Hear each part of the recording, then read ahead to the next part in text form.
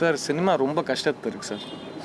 Producer போட்ட காசு எடுக்கிறதுக்கே ரொம்ப தவம் கிடக்க வேண்டியிருக்கு சரிங்களா. ஸோ ஃபஸ்ட்டு சினிமாவை நான் காப்பாற்ற ட்ரை பண்ணுறேன்.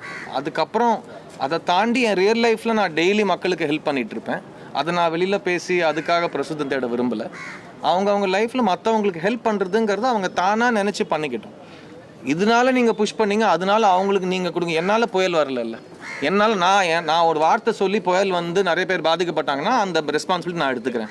என்னால் வந்த புயலுக்காக நான் ரெஸ்பான்சிபிலிட்டி எடுத்துக்கிறேன். என்னால் வராத புயலுக்காக நான் வந்து என் படத்தை வந்து வருஷம் ஃபுல்லாக என்னை சுற்றி தமிழ் சினிமா விட்டு போயிட்டீங்கன்னு சொல்கிற நபர்கள் இருக்கிற டைமில் நான் வந்து அப்பா என் 2வது படம் ரிலீஸ் ஆக போகுதுன்னு எதிர்காலத்தில் டைமில் வந்து மழை வந்து எங்களுக்கு அப்படியே ஐயோ அப்போ போச்சான்ற மாதிரி ஒரு ஃபீலிங் வந்துச்சு.